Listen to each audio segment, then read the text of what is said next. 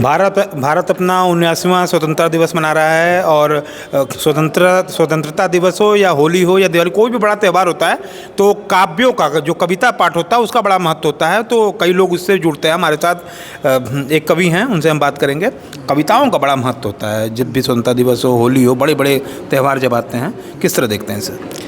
देखिए, कविताओं में वो ताकत होती है कि जो बात हम 4 पन्ने के गद्य में नहीं कह पाते, हम 2 लाइन के पद्य में कह देते हैं और वो लोगों के दिलों तक पहुंचती हैं और याद भी रहती हैं। गद्य में आप 4 पन्ना बोलिए, 2 लाइन याद रहेगा, 4 लाइन वो भूल जाएगा। लेकिन अगर 2 लाइन का दोहा आपने बोल दिया तो वो हमेशा उसको गूंजता रहेगा कान में। ये कविता की ताकत है। कविता संश्लेषण करती है चीज़ों को, एक कह सकते हैं कि ऐसे कम से कम शब्दों में बड़ी से बड़ी बात कहने की ताकत रखती है। इसीलिए लोग कविता को पसंद करते हैं। कविता के माध्यम से आज के दिन क्या कुछ सुनाना चाहेंगे आप स्वतंत्रता दिवस पे? देखिए, कविता के माध्यम से मैं अपने विचार नहीं, मैं पूरे देशवासियों का विचार ऐसा है, मैं मानता हूँ कि यही होगा सबका।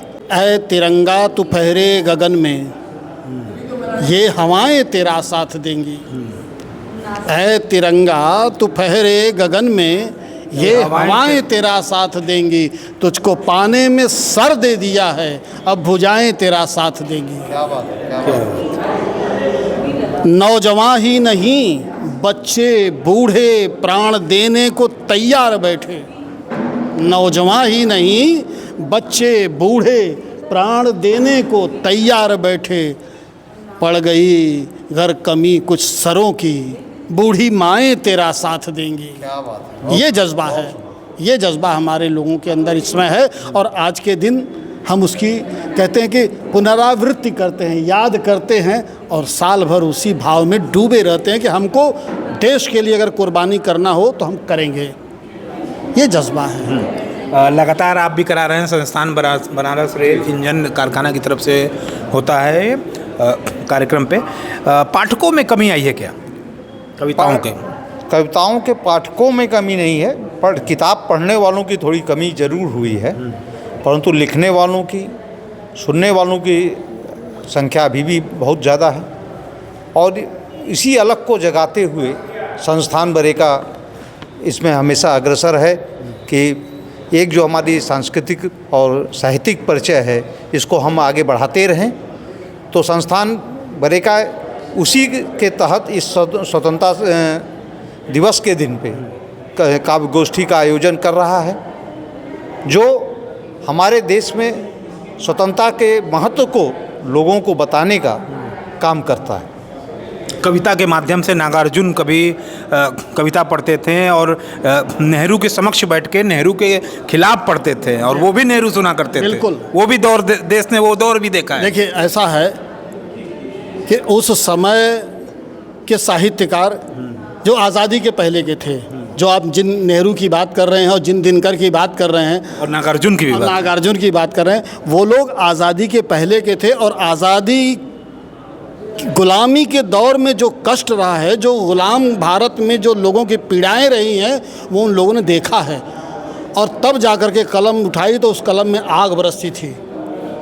और तो कहते हैं ना कि राजनीति जब लड़खड़ाती है तो साहित्य संभालता है। क्या बात। बहुत सुंदर, बहुत सुंदर। तो ये थे हमारे साथ लोग और लगातार हम इस खबर पे बैठे रहेंगे। पीछे दूर दूर तक दिखाइए, लोग धीरे धीरे आ रहे हैं अपना समय निकाल करके। 15 अगस्त का दिन है। कुछ एक बात और कहनी है, मैं काशी काव्य संगम का संरक्षक हूँ और इस संरक्षण के दायित्व के तहत मैं ये कह रहा हूँ कि साहित्यकारों को आगे आना चाहिए, लेकिन सकारात्मक रूप से आगे आएं और अच्छी रचनाओं के मार्फत समाज में बैठी हुई फैली हुई कुरीतियों को दूर करने का प्रयास करें, अपनी लेखनी में वो ताकत भरें। मेरा ये संदेश है, मेरा ये। लगातार कभी हमारे साथ जुड़ रहे हैं और हमारे साथ मिश्रा जी मौजूद हैं और इनसे भी हम कविताओं के बारे में जानेंगे। कविताओं का एक अपना ही महत्व होता है, खासतौर पे जब त्यौहार आते हैं या राष्ट्रीय त्यौहार हो, होली हो, दिवाली हो, हर तरह में कविताओं का एक अलग ही महत्व है। आपने सही कहा।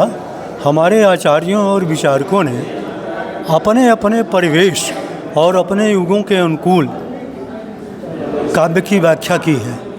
इसलिए किसी एक व्यक्ति का विचार अथवा किसी एक युग का सत्य संपूर्ण और सत्य नहीं हो सकता। तो 6वीं शताब्दी में आचार्य भामा ने कुछ और कहा, 7वीं शताब्दी में कुंतक ने और कुछ कहा, फिर 10वीं शताब्दी में विश्वनाथ प्रसाद ने रस को मुख्य कविता का स्रोत माना कि जिसमें रस नहीं है वो कविता नहीं है। बीच में कविता की कई धाराएं बनी, जिसमें गीत, नवगीत, नई कविता, पुरानी कविता, छंद मुक्त कविता। लेकिन आपको एक बात बताएं कि आज के समय में भी जनसाधारण में जितनी सूर, तुलसी, कबीर, रैदास गाए जाते हैं, उतनी और किसी की कविता जनसाधारण की ज़बान पर नहीं चढ़ती। उसका कारण क्या है, हमें उसके तह में जाना चाहिए। ये जो मुक्त छंद की कविताएं आजकल लिखी जा रही हैं, ये कवि को भी नहीं याद है, जिसने लिखा है उसको भी याद नहीं है कि वो कविता, जब तक उसको कॉपी नहीं देखेंगे वो नहीं पढ़ पाएंगे।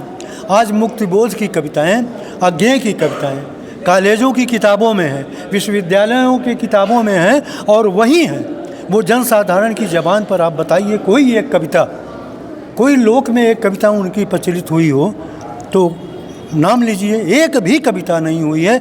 और जो जनसाधारण के बीच में जो लोक में आवाजाही नहीं करती, वो कविता कभी कालजयी नहीं हो सकती। लोग दिनकर को गाते कोई हैं। एक कविता सुना दीजिए स्वतंत्रता दिवस में। और स्वतंत्रता दिवस पर बड़ी सारी कविताएं हैं। दिल की हर एक धड़कन वतन के लिए, दिल की हर एक धड़कन वतन के लिए, जन जमी जान अर्पण वतन के लिए, जब पड़ेगी ज़रूरत मेरी साथियों, हम कटा देंगे गर्दन वतन के लिए। क्या बात है। जो हमारे साथ हमारे कवि हैं, लगातार हम कवियों के साथ जुड़े रहे हैं। देश की बात के लिए जितेंद्र यादव, धन्यवाद।